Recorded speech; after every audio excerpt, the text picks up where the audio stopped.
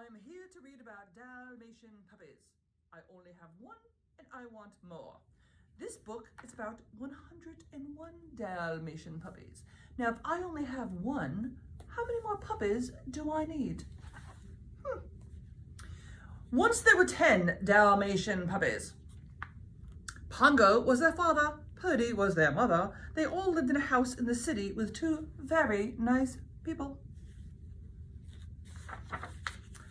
One day, the puppies went for a walk. A woman named Cruella, me, was going by in her car. Cruella was a dog thief. No, I'm not. I just like puppies.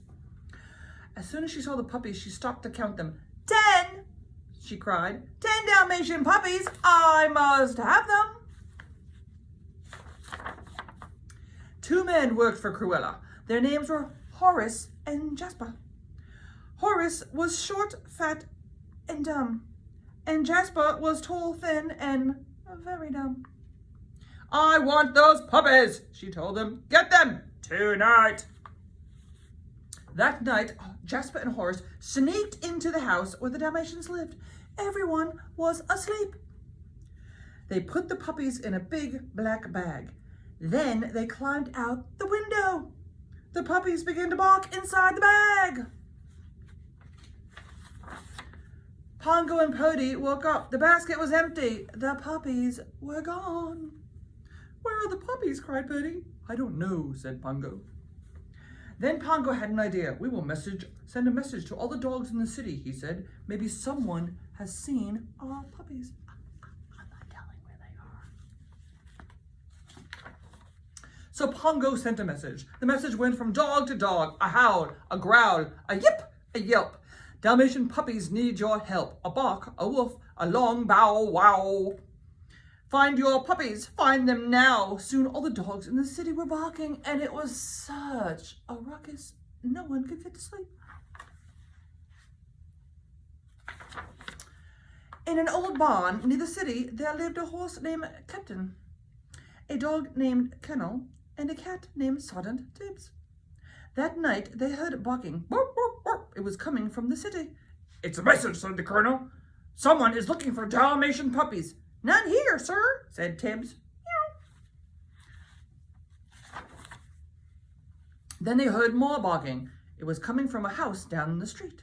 Sounds like puppies, said the colonel. I believe you're right, sir, said Tibbs. Then we must go ahead and see if they are Dalmatian puppies, said the colonel. Why do we have to do that? Asked the captain. Because of the message, said Tibbs. Meow. They marched down the road and up to the old house. The barking got louder and louder and louder. How odd, said the colonel. There is a light in the window. Why is that so odd? Asked the captain. Because no one lives here, said Tibbs. They went to the window and they peeked in. The room was filled with Dalmatian puppies.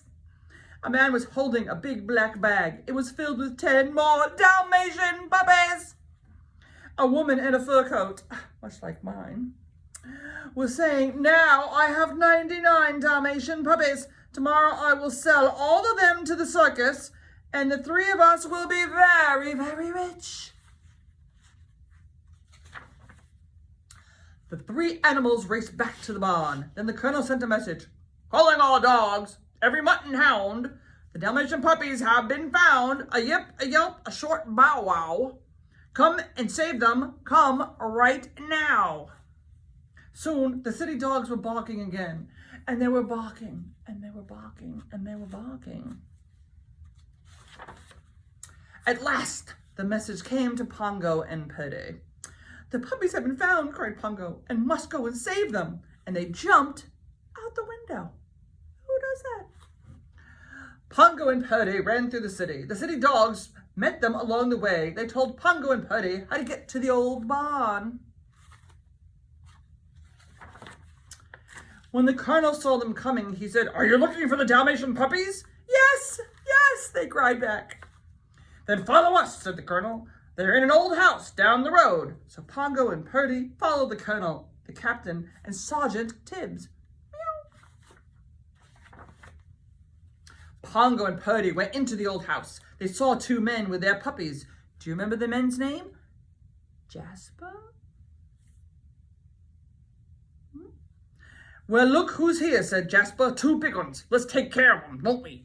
Pongo growled and leaped at Jasper. He bit into Jasper? His jacket and pulled it over his head. Jasper could not see where he was going. Next, Tibbs leaped into the air. Meow! He screeched. He landed on Horace's head. Horace was too scared to do anything. He just stood there. Then Purdy pulled the rug right out from under the two men. Jasper and Horace crashed to the floor. They were too surprised to move. That takes care of them, said Purdy. Now, where are our puppies?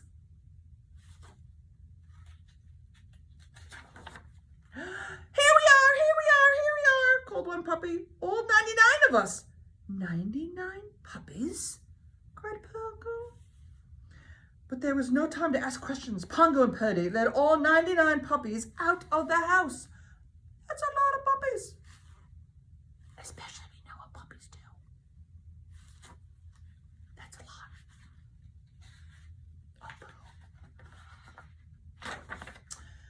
They began to walk down to the city. Suddenly they saw a woman in a car. It was Cruella. Ha ha ha ha! Somebody stop those dogs, she cried. I have to sell them to the circus.